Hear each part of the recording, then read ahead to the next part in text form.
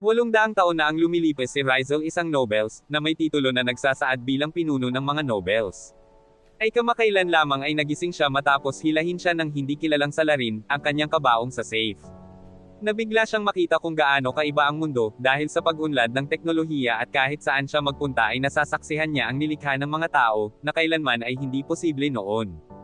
Naglibot-libot siya at nahanap niya ang kanyang katulong na si Frank. Laking gulat ni Frank nang makita si Rizal at agad nitong dinala sa loob ng kanyang bahay, para sabihin dito ang mga nangyayari kamakailan. Natutuwa si Rizal kung gaano kalaki ang pagbabago sa mundo ng mga tao, at gusto maranasan nito mismo. Si Frank na direktor ng isang high school ay nag-enroll kay Rizal sa isa sa kanyang mga klase, para makasama niya ng ilang oras ang mga modernong tao at maunawaan ang pag-unlad, na hindi niya nakita sa nakalipas na 800 at sa 20 taon. Mabilis na nakipagkaibigan si Rizal sa isang matangkad na lalaki na may pulang buhok na nagngangalang Shin, na isang mahusay na martial artist at isang mahusay na atleta. Nagulat siya sa casual na pakikipag-usap na ito sa kanya na isang Nobels. Napagtanto niya na ang mga tao ay tila nawala ang kanilang instinct sa pagkilala sa Nobels, na nagpapaniwala sa kanya na maaaring hindi na sila masyadong umaasa sa kanila. Isang individual ang lumapit sa kanila at nagpakilalang M21, sinabi niya sa kanila na siya ay isang binagong tao, na nilikha ng isang masamang organisasyon sayantipiko na tinatawag na Union. Ayon sa kanya sila ay nilikha sa pagsubok na hindi binigyan ng pangalan, at tinukoy lamang bilang serial number. Sila ay naturukan ng hindi mabilang na mga gamot at sinubukan ang mga gamot, upang suriin ang kanilang mga epekto at ang mga kondisyon ay napakasama para sa kanila. Na ang lahat ng kanyang mga kaibigan ay nauwi sa pagkamatay, sa isa pang bahagi ng proseso maliban sa kanya at sa isang kaibigan niya. Na parehong nakaligtas at nagkamit ng higit sa tao pang lakas at kakayahan. Sinubukan noon ng maraming sakop na organisasyon, na kontrolin ang kapangyarihan ng mundo. Sa wakas nagawa niyang makatakas sa Union kasama ang kanyang kaibigan, na nagpas siyang pumunta sa magkahiwalay na landas pansamantala, upang makahanap ng layunin para sa kanilang buhay. Inimbitahan ng direktor si M21 pagkatapos malaman ang tungkol sa kanyang mga kakayahan, at kung paano iniligtas ang buhay ng mga estudyante mula sa paaralan. Hiniling niya sa kanya na manatili sa kanyang lugar pansamantala at magtrabaho para sa kanya, dahil ang Union ay patuloy na magpapadala ng mga tao upang subukang patayin siya. Nag-iisip siya sandali at nagtanong kung anong gusto niya bilang kapalit. Tinatawanan siya ni Frank at sinabing kailangan lang niyang kumilos bilang security para sa paaralan sa ngayon at sumang-ayon si M21. Kinabukasan pumunta si Rizal sa paaralan at agad siyang pinagtinginan ng kawan ng mga babae, na nabighani sa kanyang malahari na kilos at kakisigan. Naglalakad siya sa loob ng silid-aralan at napansin niyang bali ang kamay ni Shin at may suot na moldy, na drenowangan ng kanyang mga kaibigan. Nagpasya siya na gusto pa niyang subukan ang kakaibang costume na ito, at inilabas ang kanyang marker na nagdrawing sa buong moldy niya. Pagkatapos ay umupo siya at nagsimulang dumalo kasama sa nila, at pumunta sa kanila upang kumain ng tanghalian, kung saan pinipilit niyang kumain ng ramen araw-araw, dahil mula nang matikman niya ang bagong delicacy na ito, hindi na siya makabalik mula sa pagkain, mula sa kanyang panahon. Si Shin at Manabo ay nagsimulang mag-usap tungkol sa paglalaro ng mobile game, na magkasama at tinanong si Rizal kung gusto niyang sumali. Gayunpaman walang idea si Rizal kung ano ang isang mobile phone at mukhang tolero, ipinaliwanag sa kanya ni Shin at Manabo na ang cellphone ay isang napakahalaga na kasangkapan sa modernong panahon. Dahil kapag meron ka nito hindi ka maliligaw, hindi ka may boring at maaari kang makipag-usap sinuman anumang oras. Hindi makapaniwala si Rizal na mayroong ganong bagay at nagpupunta kay Frank sa gabi, na nag-chill sa taas ng paaralan kasama si M21. Sinabi niya kay Frank ang tungkol sa teknolohiya na binabanggit ni Shin, ngumiti si Frank at sinabi na malaki ang pinagbago ng mundo, mula noong matulog si Rizal at umiiral na ngayon ang teknolohiyang tulad nito. Nakuha ni Frank kay Rizal ang pinakamodernong version ng isang smartphone kinabukasan, na dinadala ni Rizal sa kanyang klase. Parehong nagtataka si Shin at Manabo nang makita niyang hawak niya ang teleponong iyon na ikinatutuwa nila para sa kanya. Gayunpaman sa lalong madaling panahon na pagtanto nila na si Rizal ay walang idea kung paano gamitin ang isang telepono, at tinanong siya ni Shin para sa kanyang numero at email. Titig na titig si Rizal dahil wala siyang idea sa nangyayari. Hinawakan ni Manabo ang telepono sa kamay ni Rizal at sinimulan siyang turuan kung paano ito gamitin. Sinabi rin niya sa kanya kung paano magpadala ng email, na agad na natutunan ni Rizal at sinimulang ipadala kay Frank. Habang nananghalian ng araw na iyon nakarinig ang tatlo ng ingay, na nagmumula sa playground ng paaralan at nagpasya silang tignan ito. Nakita nila ang grupo ng mga goons sa sasakyan na pumasok sa paaralan, at hinaharas ang mga babaeng estudyante habang binubugbog ang mga lalaki. Si Rizal ay labis na naiintriga dito ni hindi pa siya nakakita ng tao na nag-aaway sa kanilang mga sarili noong panahon niya. Hinawakan ng isa sa mga goons ang janitor at susuntukan sana siya, ngunit sumugod si Shin at hinarang ang suntok ng kanyang nasugatang braso. Ang lalaki ay tumingin kay Shin at inakusahan ng pagtatangka na nakawin ang kanyang kasintahan. Tinanong ni Manabo si Shin kung bakit niya ginawa iyon. Ngunit sinagot ni Shin na mahuhulog siya sa gilid ng bankita, kaya ang ginawa niya ay sunggaban siya para hindi siya bumagsak. Gayunpaman ang lalaki ay walang intensyon na pakinggan siya, at ang kanyang mga goons ay nagsimulang abusuhin ang mga bata sa kanyang paaralan. Sinabihan itong umalis ngunit nagsimulang umatake ng mga suntok kay Shin, iniiwasan niya ang karamihan sa mga suntok ngunit na-corner siya na kung saan hindi siya maaaring umatras. At sa huli ay tinamaan siya ng dirso sa mukha ng isa sa kanyang mga suntok, pinagmamasdan ni Rizal ang kaguluhan at tinitigan ni M21 na talagang gustong pumunta at itigil ang lahat ng ito. Ngunit natatakot niyang ipakita ang superhuman na lakas dahil sinusubukan niyang mag-lay-low. Sinimulan ng goons ang pagsipa kay Shin at sinubukan itapak ang kanyang ulo ngunit gumulong si Shin. Sinubukan ng goons na suntukin siya ngunit iniwasan ni Shin ang lahat ng kanyang mga suntok bago mabilis na naghatid ng sariling suntok sa kanyang mukha. Lalong nagalit ang goons at nagsimulang maghagis ng mabibigat na suntok habang sinusubukan harangin ni Shin gamit ang nasugatang braso. Nasira ang kanyang moldy at sinuntok siya sa bituka, itinapon siya kay Manabo habang pareho silang bumagsak sa lupa. Lumakad siya patungo kay Shin ngunit hinarang siya ng janitor, na nagsabi sa kanya na umalis dahil hindi niya hahayaan na saktan niya ang mga estudyante. Ngunit ang goons ay hindi nagbibigay ng awa at kinuha ang janitor, sa pamamagitan ng paghawak sa kanyang kwelyo. Bago pa man siya makagawa ng anuman, ay nagambala siya ni M21 na mahinahong naglakad patungo sa kanya at sinabihan siyang pakawalan ang janitor. Ang goons ay tumingin sa kanya at sinabi sa kanya na lumayas kung ayaw niyang mabugbog. Sumagot ulit si M21 na iwanan ang janitor kaya ibinababa ng goons ang janitor at sinubukang suntokan siya. Gayunpaman ay napakabilis ni M21 at madaling umiwas sa kanyang suntok bago hinawakan ang kanyang kadena na kwentes at ibinagsak ang kanyang ulo sa lupa. Sinubukan ng goons na hawakan ang kamay para pakawalan siya, ngunit napagtanto niya na masyadong malakas si M21. Pagkatapos ay hinampis niya ang goons pabalik sa isa sa mga kotse at nagbanta na papatayin siya, na labis na natakot sa kanya kaya agad tumakbo at ang kanyang barkada. Lahat ay nag-cheer kay M21 na nagulat dito dahil hindi siya sanay sa pagpapahalaga. Si Rizal na nanonood ng lahat ng ito ay bumalik lamang para tapusin ang kanyang ramen, habang unti-unti niyang napagtanto kung gaano naging mapanganib ang mga tao, kumpara noong unang panahon. At huli na si Shin sa klase gaya ng dati, sa wakas ay pumasok ang guro kasama ang dalawang bagong estudyante sa kanyang tabi. Sinasabi niya na sila ay transfer student mula sa Korea, ang lalaki ay pandak at matinik na hanay ng buhok na nagpapakilala sa kanyang sarili bilang Riches, habang ang babae ay nagpapakilala sa kanyang sarili bilang Sierra.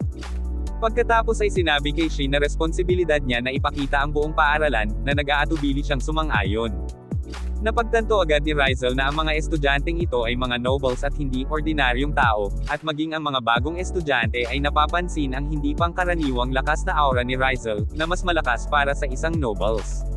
Nakaupo silang lahat para sa tanghalian para sa hapon, at napansin ni Shin na maging ang mga bagong estudyanteng ito, ay tila hindi marunong sa modernong bagay katulad ni Rizal.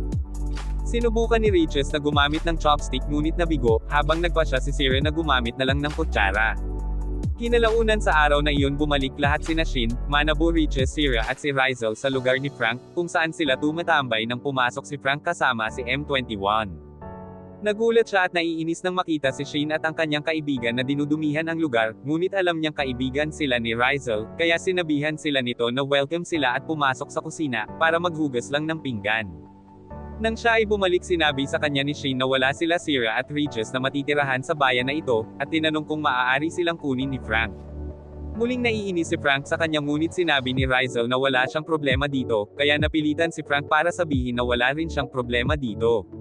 Kinabukasan ay pinigilan ng grupo ng mga goons sina Rizal, Shin, Manabo at Sierra habang naglalakad sila pabalik sa kanilang mga tahanan. At ang isa ay bumunot ng kutsilyo kay Rizal, sinabihan sila ni Shin na huwag saktan ang sinuman sa kanyang kaibigan at sasama siya sa kanila, kaya dinala silang lahat sa hideout ng gang. Napapaligiran sila ng isang grupo ng Holy Goons at ang boss ay tumingin kay Shin at sinabi sa kanya na tuturuan siya ng leksyon ngayon. Sinabi ni Shin kay Manabo na kunin sila Shin at Rizal at tumabi habang hinahagis niya ang kanyang bag, at naghahanda para sa isang laban. Ang isa sa mga lalaki ay nagmamadaling lumapit sa kanya na kasamang grupo, ngunit madaling naiwasan ni Shin ang kanyang suntok, habang umiiwas din sa isang pag-atake mula sa likod at sinuntok siya sa lupa. Sinubukan pa ng lalaki na hampasin siya na isang kahoy na tungkod, ngunit madaling umiwas si Shin at tinuhad siya sa mukha. Dalawang lalaki pa ang sumusubok na atakihin siya, ngunit madali niyang naiwasan ang kanilang pag-atake, habang naghahatid ng malakas na counter-punch. Nagsimula siyang sugurin ng mga ito at nahuli mula sa likuran ng isa sa mga kaaway, habang sinusubukan siyang tamaan ng isa. Nagagawa niyang ipagtanggol ang sarili, ngunit muli, isang lalaki ang sumusubok na sakalin siya mula sa likuran, na nagudyok kay Rizal na gumawa ng hakbang upang iligtas siya. Ngunit sinigawan siya ni Shin na manatili at ginamit ang kanyang kasanayan sa Jujutsu para itapon ang malaking tao. Siya ay patuloy na kumukuha at malapit ng ma-overwhelmed, ngunit dumating si Riches at M21 sa pinangyarihan. Sinubukan ni Riches makialam, ngunit pinigilan siya ni M21, at sinabihan siyang huwag ipakita ang kanyang kakaibang kapangyarihan sa mga tao. Tumingin si Riches kay Shin na kahit papano ay kaya niyang lumaban, sa katunayan ay muli niyang kinuha ang momentum at sinimulang talunin silang lahat. Nagulat si Riches nang makita ang isang tao na nagtatanggol sa kanyang sarili at sa mga taong nakapaligid sa kanya, dahil dapat ito ang trabaho ng isang nobles. Ngunit sinabi sa kanya ni M21 na natutunan ng mga tao na ipagtanggol ang kanilang sarili, nang dumating ang pangangailangan. Binalak gawing hostage si Manabo, ngunit sinipa siya ni Shin bago niya maabot si Manabo. Ang pinuno ng Hologon ay hindi nakatiis at naglabas ng baril na nakatutok kay Shin. Nagpa siya si M21 na makialam sa puntong ito at lumitaw sa harap ng pinuno, hinawakan ang kanyang kamay at itinulak siya sa lupa, habang sinusubukan ng goons na gamitin ang kanyang bakal na tubo para tamaan siya. Ginagamit lang ni M21 ang kanyang braso upang magtanggol laban sa bakal na tubo, habang sinusubukan suntukin na galit na si Shin ang lalaki sa mukha. Ngunit huminto sa huling sandali nang sabihin sa kanya ni M21 na sapat na ito. Tumalikod si Shin at sinabing kung gusto nilang maghigan sa kanya, dapat nilang salakayin siya habang siya ay nag-iisa. Lahat sila ay nagsimulang maglakad pauwi at si Riches ay nagkomento sa katotohanan, ang mga tao ay napaka-savage nitong nakaraang taon. Si M21 ay hindi niya nakita kung anong uri ng savage at walang pusong mga gawa na maaaring gawin ng tao ngayon. Kinabukasan ay nakaupo silang lahat para kumain ng hapunan, habang si Riches at M21 ay nagtatalo sa isa't isa gaya ng dati. Kinamumuhian ni Riches ang katotohanang isinuko ni M21 ang kanyang pagiging tao upang magkaroon ng superhuman na kapangyarihan, samantalang kinamumuhian ni M21 si Riches sa pagtawag sa kanya bilang isang taksil sa sangkatauhan. Pareho silang ginambala ni Frank gayunpaman, na napuno na sa mga freeloader ito at sinabihan silang linisin ang kalat na kanilang ginagawa. Si Riches ay nakikipagtalo kay Frank habang naglilinis, nagtatanong kung bakit hindi naglilinis si Rizal. Mabilis siyang hindi pinansin ni Frank at ibahin ang usapan, ngunit patuloy na itinulak ni Riches at sinabing kahit si Rizal ay dapat maglinis. Bago pa man mapatahimik ni Frank, tumayo na lang si Rizal at naglakad papunta sa kanya. Takot na takot si Frank sa maaring gawin ni Rizal, ngunit sa kanyang pagtataka pasimpli siyang naglakad, inilagay ang isa sa walang laman na balot sa basurahan at lumayo. Nakahinga ng maluwag si Frank at nagsimulang maglinis. Kinabukasan sa paaralan tinawagan ni Frank at Rizal si M21 sa kanilang silid, at ipinaalam sa kanya ni Frank na binuksan niya ang kanyang hiwalay na bank account para kay M21. Mukhang nagulat siya at nagtatanong kung bakit niya gagawin iyon. Tumingin si Frank sa kanya at sinabing sa kanya na nagtatrabaho siya para sa kanila. Kaya malinaw naman na kailangan niya ng bank account, kung saan ipapadala nila ang kanyang sweldo. Ito ay lubos na nakabigla kay M21 dahil ito ay ginagamit lang siya bilang sandata, at hindi binayaran ng anuman sa buong buhay niya. Ito ang unang pagkakataon na may nag-alok na bayaran siya ng kanyang sweldo, tulad ng ginagawa nila sa normal na tao. Pinasalamatan niya sila mula sa puso at lumipat sa labas.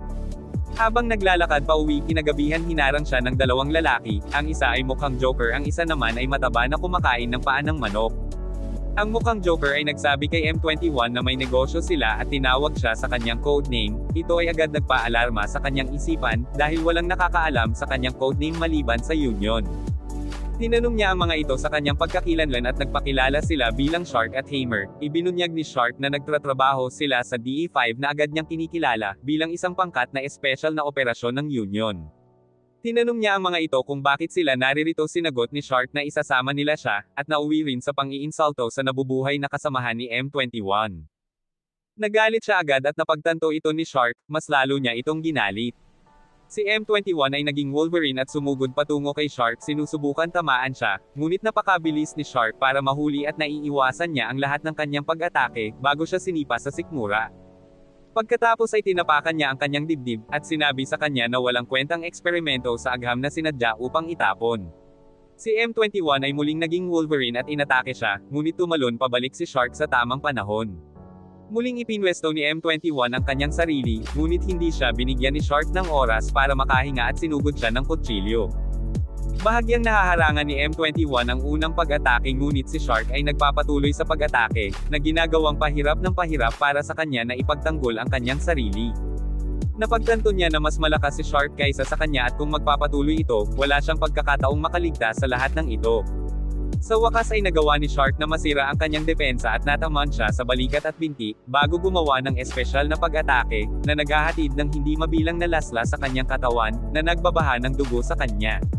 Siya ay umatras at lumuhad sa isang tuhod, sinusubukan habulin ang kanyang hininga, habang si Hammer ay tumatawag sa kanyang likuran, na nagsasabi kay Shark na huwag siyang patayin. Si Shark ay huminto nang makita sina Sierra at Regis sa likod ni M21, napatingin siya sa kanyang likuran at nagulat siya nang makita silang dalawa. Sinabi sa kanila na umalis kaagad at hindi na sana dapat pumunta rito, gayunpaman si Regis ay tiwala sa kanyang mga kakayahan at nagsimulang makipag-usap kay Shark. Iniinis siya nito at sinusubukang atakihin si Regis, ngunit pumapasok si M21 sa pagitan, tinatamaan at nailigtas si Regis. Gayunpaman wala pa ring pakialam si Regis at nagsimulang magsalita muli, ngunit sa pagkakataong ito ay sumisigaw si M21 at tumahimik na ikinagulat niya. Sumulong si Shark ngunit napahinto sa kalagitnaan ng may isang lalaki, na naglanding sa likod ni M21 na sinabihan si Shark na huminto. Tumingin siya sa likuran niya at napagtanto na ang lalaki ay si Krantz, ang pinuno ng DE5. Sinabihan niya si Shark na umatras, dahil gusto siyang buhayin at sinabi kay M21 na sasama siya sa kanila. Sumasang-ayon si M21 na walang karagdagan pagtutol, kung hahayaan nilang hindi masaktan si Regis at Sierra, gaya ng ipinangako sa kanya ng pinuno bago siya ihatid palayo. Bumalik sina Regis at Sierra sa bahay ni Frank, ngunit nang tanungin ang tungkol kay M21 ay ipinagkibit, balikat lamang ito ni Regis, dahil naiinis siya sa kanya sa pagpigil sa kanya, sa pakikipaglaban sa kanila. Tinanong ni Frank si Sierra kung ano ang nangyari at ipinaalam niya na naglalakad sila pabalik, nang makita nila si M21 na may kasamang dalawang tao na hindi niya kilala. Tila nag-aaway sila, ngunit sa pagtatapos nito, si M21 ay kusang lumakad papunta sa kanila. Nagpapasalamat si Frank sa kanya para sa information, at iniisip kung ano ang maaaring nangyari. Alam na niya ang taong tinutukoy ni Sierra ay maaaring miyembro ng Union. Ngunit hindi niya alam kung si M21 ay sumama sa kanila, upang iligtas si Regis at Sierra, o kung siya ay talagang isang espiya, na sinabihan na kumuha ng information tungkol kay Rizal, at sa wakas nang tapos na ang trabaho niya, bumalik na siya. Dinala si M21 sa safe house at binugbog ni Shark, upang makakuha ng information sa kanya. Gayunpaman sinabi sa kanya ni Krantz na huminto at hiniling kay M21 na sabihin lang sa kanila, kung ano ang nangyari sa kabaong na siyang naatasan kumuha. Nang tumanggi siyang sumagot, tinanong ni Krantz, kung inutusan siya ng Union na manatiling tahimik. Dahil dito napagtanto ni M21 na tila hindi nila alam na siya, ay nagtaksil sa Union at pinakawalan ang Noble sa kabaong. Sinimulan na naman siyang sipain ni Shark na sinasabing hindi mahalaga ang kanyang mission sa ngayon, dahil ang mission ng DE5 ang inuuna. Naisip ni M21 at nagpa siya na pabagalin ang mga ito. Sinabi niya sa kanila na bibigyan niya sila ng information, kung handa silang gumawa ng isang Kesendon.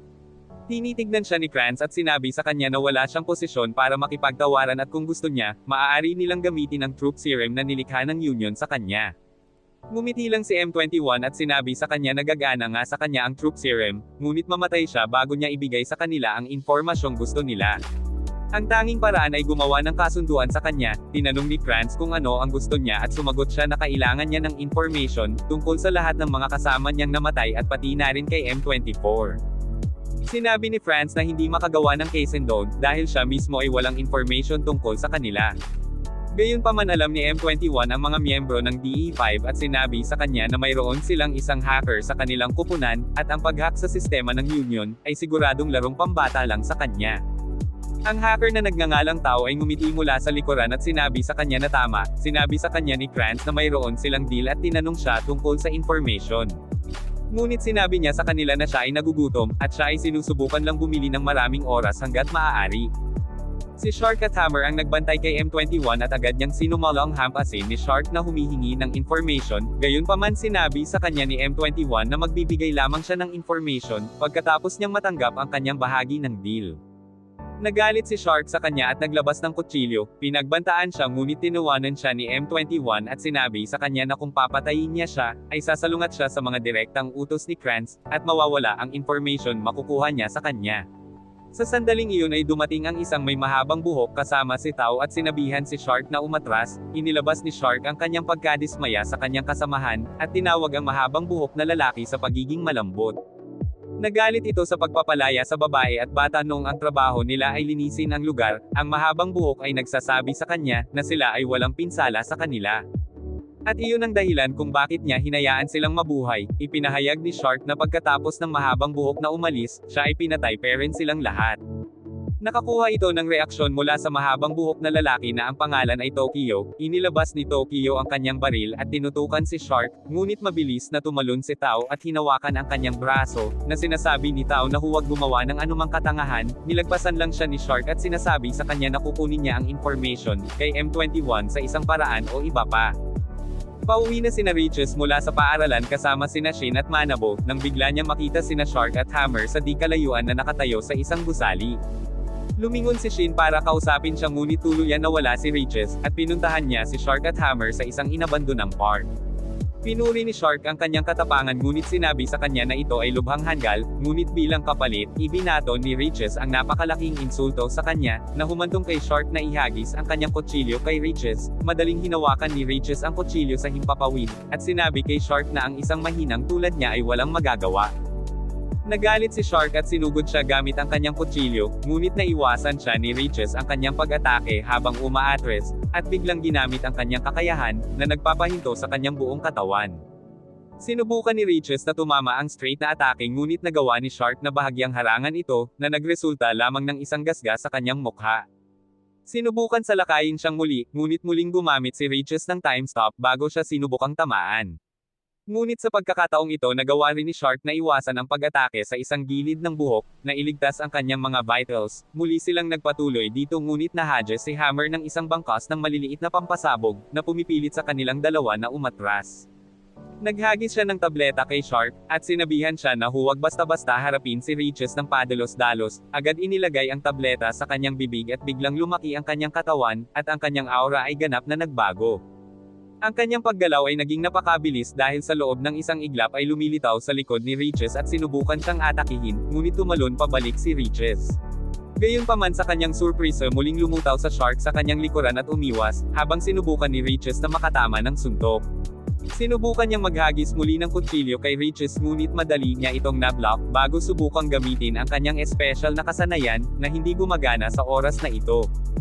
Sinabi sa kanya na hindi na ubra ang kanyang paglilinlang bago siya kutsahin, nakagagalit ito kay Riches at bago pa man siya makapag-reak lumitaw siya sa likod ni Shark at sinuntok siya sa spine, na napasigaw si Shark sa sakit dahil hindi niya inaasahan na ganito kalakas si Riches. Mamatay na sana siya ngunit pinigilan ni Riches ang sarili, habang nakuha ni Hammer ang atensyon sa kanyang sarili at ipinakita ang walang malay na katawan ni Shin at Manabo sa sahig, na sinasabi sa kanya na sumama ng tahimik. Nag-aatubili si Riches at nahuli nila. Sa isang safe house dinala si M21 sa ibang silid, kung saan laking gulat niya nang makita si Riches, Shin at Manabo na nakahandusay sa sahig, habang si Shark ay nagbanta na papatayin sila kapag hindi siya magsasalita. Pumunta si Sirek kina Frank at Rizal, ipinaalam sa kanila na may nangyari kay Riches. Ipinaliwanag niya na pareho sila ni Riches na may napakahinang neural connection sa isa't isa, na pareho nilang nararamdaman. Ayon sa kanya ito ay nawawala lamang kapag ang isa sa kanila alinman sa walang malay o namatay, nangangahulugan na si Riches ay walang malay o patay na sa ngayon. Pinasalamatan niya ang mga ito sa mabuting nilang pakikitungo, sinabi sa kanila na hahanapin niya si Riches. Sinabi ni Frank kay Rizal na nag-email sa kanya si Shin at sinasabing pupunta rin sila ni Manabo para maglaro, pero ngayong sinubukan niyang makipag-ugnayan sa kanila, ay wala rin sa kanila ang sumasagot sa tawag. Dahil dito si Rizal ay lumabas, pareho nilang sinundan ni Frank si Sierra, bumalik sa safe house. Sa wakas ay nagising si Riches upang makita ang sarili, na napapalibutan ng mga miyembro na pangkat ng DA5. Sinabi ni Shark kay M21 na ibunyag ang anumang information na mayroon siya, habang naglalagay siya ng kutsilyo sa lalamunan ni Riches. Ngunit ibinaling ni M21 ang kanyang mukha na sinasabing si Shin ay isa lamang hindi matiis na bata, na wala siyang pakialam at malaya silang gawin ang gusto nila. Gayunpaman si Regis ay matalas ang dila gaya ng dati at sinimulan muli ang pag-iinsulto kay Shark, na nagre-resulta ng mabilis na pagsipa sa mukha. Sa wakas ay nagising din si Shin at laking gulat niya, nang makita ang sarili na napapaligiran ng lalaking ito. Ngunit nakita niya ang walang malay na kaibigan, sinubukan niya itong gisingin at sa kanyang pagmulat ay lumingon-lingon si Shin sa paligid at nakita niya si Regis na bogbog, at si M21 na nakatayo si di kalayuan. Tinatanong niya si M21 kung ano ang nangyayari pero hindi siya sumasagot, gayunpaman pumayag si Regis sa pagsasabi na ipinagpalit ni M21 ang kanyang humanity para sa kapangyarihan, kaya hindi mo dapat asahan ang maraming bagay para sa kanya. Parehong nalilito siya at si Manabo dito at sinubukang kausapin si M21, ngunit tumanggi siyang sumagot. Binuhat ni Shark si Shin sa paghawak sa kanya mula sa kwelyo at nilagyan niya ng kutsilyo sa kanyang lalamunan, sinusubukan kumuha ng tugon mula kay M21 ngunit hindi siya natinag, na sinasabing kilala lang niya ang mga bata bilang ilang random na high school, na nagpunta sa paaralan kung saan siya nakapost. Nagalit ito si Shark at sinipa si Shin sa sahig bago tinapakan ang ulo nito, sinabi sa kanya ni Tokyo na itigil ito, ngunit sinabi sa kanya ni Shark na tumahimik dahil hindi rin naman sila magagamit para sa kanila. Kaya't hindi na mahalaga kung sila ay mabubuhay o mamatay, mas mabuti kung sila ay mamatay dahil ngayon ay nakita na sila. Sinabi sa kanya ni Tao na itigil na ito, habang sinasabi ang pangalis ng memorya o droga ay sigurado na sapat, upang alisin ang kanilang alaala at hindi nila kailangan patayin ang mga batang ito. Ngunit si Krantz ay namagitan na nagsasabi na ang mga bata ay kailangan mamatay, pinapatigil ang pareho na sina Tokyo at Tao, natuwa si Shark nang marinig ito at itinulak si Tao palayo upang makapunta kay Manabo, ngunit hinawakan ni Shin ang kanyang mga binti at hindi binitawan.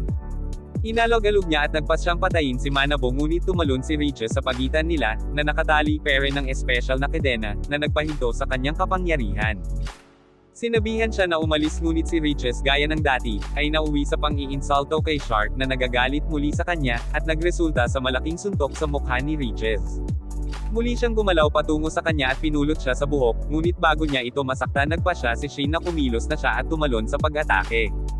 Iniisip ni Shark na si Shin ay katulad ng ibang high schooler, nagpa siya na lang na suntukin lang siyang ngunit iniwasan niya ang kanyang suntok, at inihatid ang isa sa kanyang sarili sa kanyang mukha. Ibinagsak ni Shark si Regis sa lupa at lumingon kay Shin, hinawakan ng magkabila ang kamay niya at pagkatapos ay ang lalamunan, bago siya simulan sa kalin hanggang mamatay. Si Manabo ay humawak sa kanyang braso na sinusubukang palayain siya, nagmamakaawa sa kanya na huwag siyang patayin, kinagat din ang kanyang mga braso para subukan pigilan siya. Ngunit walang pakialam si Shark at patuloy na sinasakal si Shin, hanggang sa puntong nanlalabot na ang kanyang katawan at nawala na siya ng malay. Walang magawa si Regis kundi manood dahil sa kanyang mga kadina, ngunit bigla na pagpasyahan ni M21 na sobra na ito at tumakbo papalapit kay Shark, naging Wolverine muli at linaslas ang kanyang kanang braso, na pinilit na ihulog si Shin na nagligtas sa kanyang buhay. Naglakad si Sierra patungo sa pasukan kung saan ang kanyang daan ay hinaranggan ni Hammer, na nagtanong sa kanya kung ano kanyang kailangan dito na may pangit na ngiti.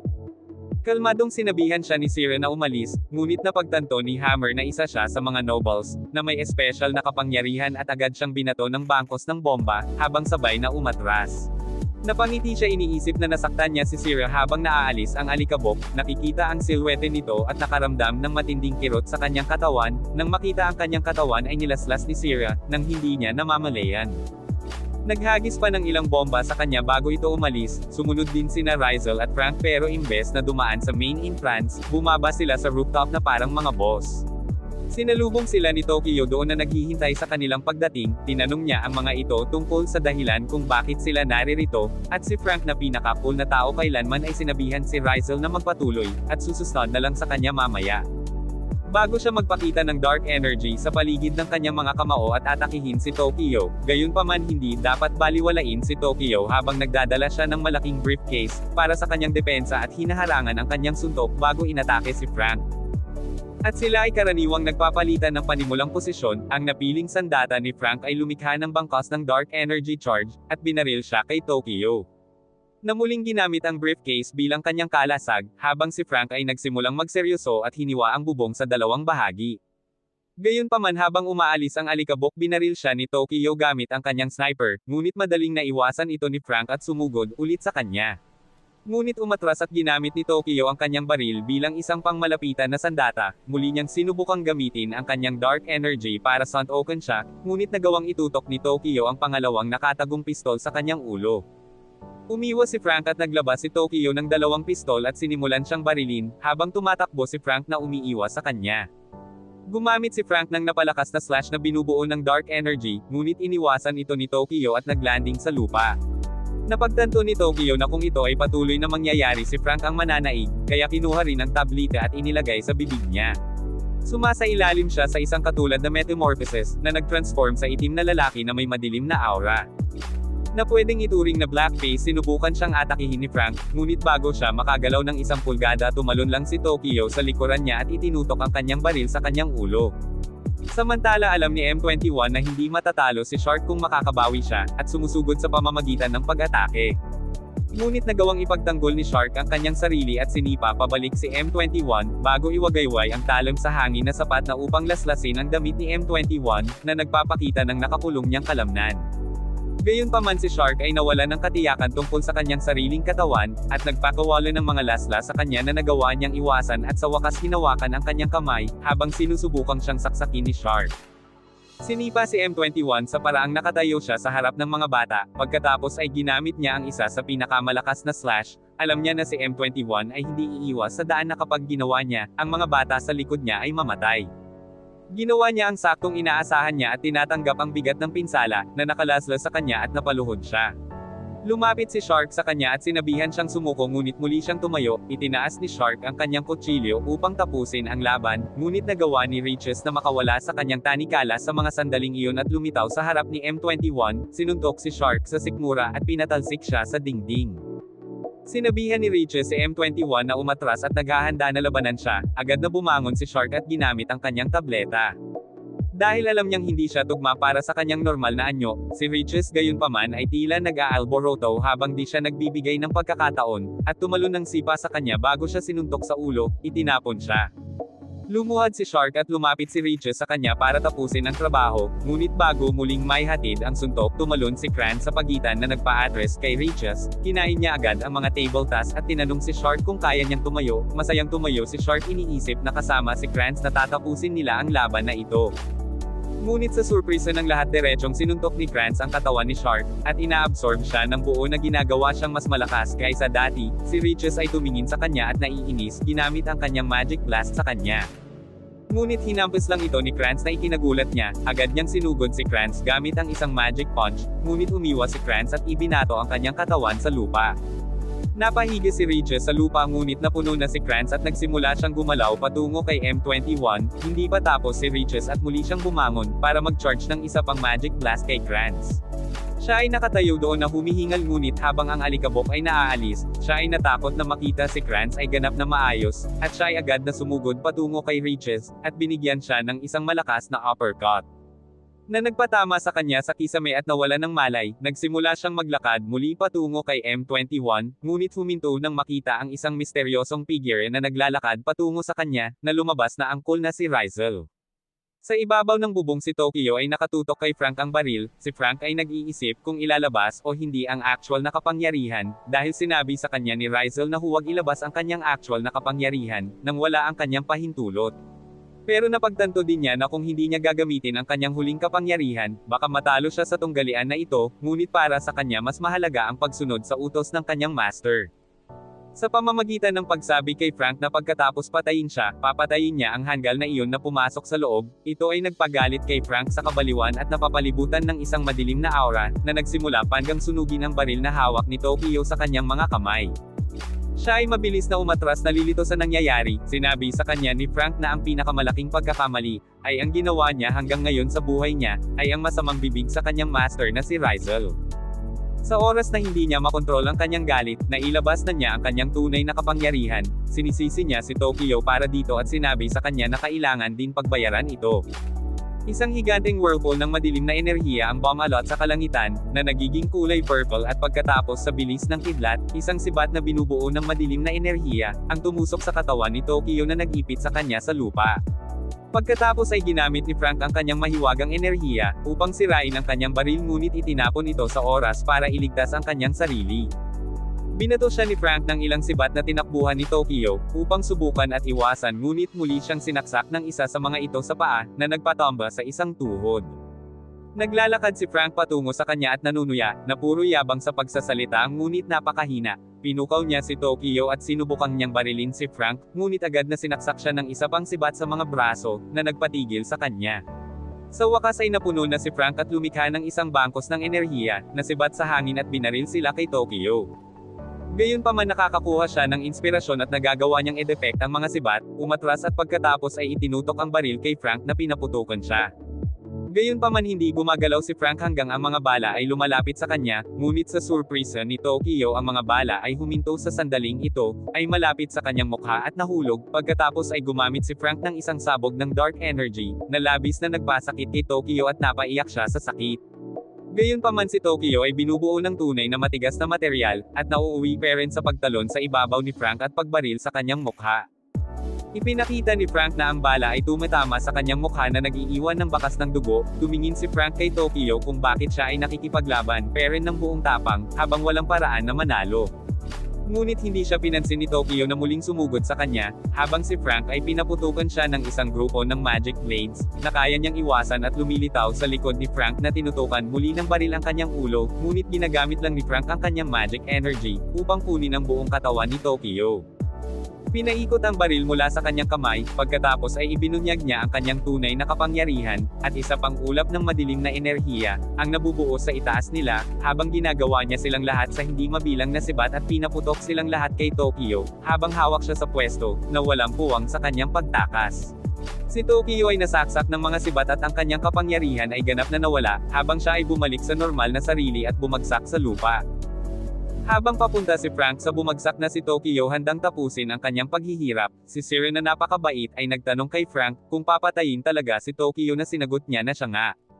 Ngunit bago pa man ito mapatay tumingin si Tokyo kay Sira, at sinsabi na ang mga bata ay ensa panganib sa ibaba, at dapat silang magmadali upang mailigtas sila. Hiniling din niya sa kanya na humingi ng paumanhin para sa kanyang panig sa mga bata sa paglalagay sa kanila sa panganib. Ang biglang pagpapakita ng pag-aalala sa mga bata, ay nagpaisip sa kanya at nagpasya si Frank na huwag siyang katayin. Bumalik si Sira sa loob at habang naglalakad sa itaas ng palapag, nakipagkita muli kay Hammer na uminom ng tableta na naka-jack up, hawak ang isang buong launcher sa kanyang mga kamay. Pinaputukan niya ito ng projectile ngunit pinalihis lang niya ito gamit ang kanyang mga kamay, bago tinawag ang nag-iisang sandata na isang Sai. Muling pinaulanan siya ni Hammer ng enerhiya, ngunit sa pagkakataong ito ay gumanti siya gamit ang kanyang Sai at hinati ang projectile sa kalahati, habang pinuputol din si Hammer sa dalawang matabang piraso. Sa pangunahing palapag pumasok si Rizal sa silid at diridiritsyong naglakad patungo kay Krantz. Tumingin si Krantz sa kanya at tinanong siya kung sino siya, ngunit sumagot si Rizal sa pamamagitan ng pagtatanong kung sino ang nagbigay sa kanya ng pahintulot na magsalita. Natigilan si Krantz sa pahayag na ito ngunit bago pa man siya makagsalita, ay naramdaman na niya ang biglaang bigat sa hangin, at biglang parehong siya at si Tao ay naipit sa lupa ng hindi pangkaraniwang lakas ng gravity, na isa sa maraming kapangyarihan na mayroon si Rizal. Sinubukan ni Krantz na gumalaw ngunit muling tinanong siya ni Rizal kung may nagbigay ng pahintulot na gumalaw at ibinagsak niya ang mukha sa lupa nang hindi man lang niya ito hinawakan. Si Krantz kahit papaano ay nagawa na bumangon at naglaslas sa hangin, na sumisira sa haligi sa likod ni Rizal ngunit siya mismo ay nakatayo nang hindi nasaktan. Inilabas ni Krantz ang kanyang twin blades at naghanda para sa isang tunggalian, tumalon siya patungo kay Rizal at inatake siya ng isa sa mga blades. Ang pag-atake ay napakalakas na halos ang buong lugar ay gumuho, at ang alikabok ay nasa lahat ng dako. Si Shin at iba ay natatakot para kay Rizal dahil wala pa rin silang idea kung gaano siya kalakas. Sa pag-alis ng alikabok gayunpaman napagtanto nila na napigilan lang ni Rizal ang pag-atake ni Krantz sa pamamagitan ng paghawak sa kanyang kamay, at pagkatapos ay sinabi lamang ang lumayas sa isip, na nagre-resulta kay Krantz na sumabog pabalik sa mga pader. Si Krantz ay lumabas sa siwang at napagtanto na kahit na-absorb na si Shark, ay hindi pa makakapantay sa batang ito. Kaya sinisigawan niya si Tao na papunta sa kanya at gamitin ang tableta para ma-absorb din siya ni Krantz. Sinabihan siya ng lahat na huwag siyang pumunta, ngunit alam din ni Tao na mayroon din siyang tungkulin at kailangan niyang gampanan. Naglakad siya papunta kay Krantz na handang uminom ng tableta, ngunit naiinip na si Krantz kaya napahawak siya sa kanyang ulo sa hangin, at pagkatapos ay sinabihan siyang mabilis na kainin ang tableta. Talagang masama ang pakiramdam ni Manabo para kay Tao, dahil sinusubukan niyang tulungan ang mga bata at naging mabait siya sa kanila. Nakiusap siya kay Rizal dahil siya ay mabuting tao ngunit sinabi ni Krantz kay Tao na mabilis na mag-transform, at pagkatapos ay nagbanta na unang papatayin si Manabo. Ito ay sapat para magalit si Tao na gumagamit ng kanyang mahika, upang balutin ng mga cord sa leeg ni Krantz. Itinulak siya pabalik at tumalon patungo sa gilid ng ating grupo, na sinasabing kailanman hindi siya susuportahan sa pananakit ng mga bata. Ngunit ang isang galit na si Krantz ay may sobrang bilis at nagagawang umabot hanggang kay Tao na napakadali, muling hinawakan ang kanyang mukha at malapit nang maglanding ang isang malakas na suntok, na papatay sa kanya. Pinigilan siya ni Rizal na sinabing huminto at iyon ay sapat na upang pigilan ang walang laman na katawan ni Krantz sa pwesto. Napaka-cool ni Rizal na pagkatapos niyang gawin iyon, lumapit siya kay Manabo, tinanong siya kung bakit siya nagmakaawa sa kanya na iligtas ang buhay ni Tao. Tila nalilito at humingi ng tawad si Manabo ngunit sinabi ni Rizal na magkaibigan sila, at maaari siyang humingi ng tulong sa kanya nang hindi nagmamakaawa. Pagkatapos ay lumingon siya kay Krantz at nagpas siyang tapusin ang laban, itinaas niya ang kanyang kamay at biglang, bawat patak ng dugo sa loob ng silid ay biglang umikot sa kanyang ulo. Ito ay lubos na nakagulat maging kay Riches na nagsabi na ang pinuno ng nobles lamang, ang maaring gumawa ng ganoong uri ng mahika. Pilit iniwasan ang dugong nasa paligid niya, ngunit napagtanto na kung magpapatuloy ito siya ay matatalo, kaya't siya ay nagpas siyang sumugod kay Rizal ngunit handa na siya at ginamit ang kanyang mahika, upang itulak siya pabalik bago gamitin ang lahat ng dugo sa lugar, upang ganap na gutiin si Krantz, hanggang sa punto na siya ay mabura sa pagbiral. Natapos ang laban at sa wakas ay umuwi na silang lahat, sina M21 at Tokyo ay inalagaan pabalik sa kalusugan, habang si Frank ay humihingi ng paumanhin sa pagpapakawala ng kanyang kapangyarihan, noong dapat ay humingi siya ng pahintulot. Ngunit sinabi sa kanya ni Rizal na nagtitiwala siya sa kanya at alam niya na kung sinira niya ang kanyang pangako kay Rizal, tiyak mayroong isang uri ng dahilan na hindi nagbigay sa kanya ng pagpipilian. Si Frank ay natuwa nang ibigay ang pagtitiwala ng master at agad tumungo na sa hapag-kainan upang mag-almusal. Pagkatapos ng almusal narinig ni M21 sina Tokyo at Tao na nag-uusap tungkol sa kung paano gustong umalis sa Union. At magpanggap na patay na dahil wala na silang ibang mapupuntahan, narinig ito ni M21 at pinuntahan si Frank bago sila makaalis at yumuko sa harapan niya. Nakikiusap sa kanya na hayaan ang dalawang ito na manatili sa kanya dahil alam niya na hahanapin sila at papatayin sila ng Union. Ngumiti si Frank sa kanya at sinabing hindi niya kailangan magmakaawa sa kanya dahil ito rin ang kanyang tahanan.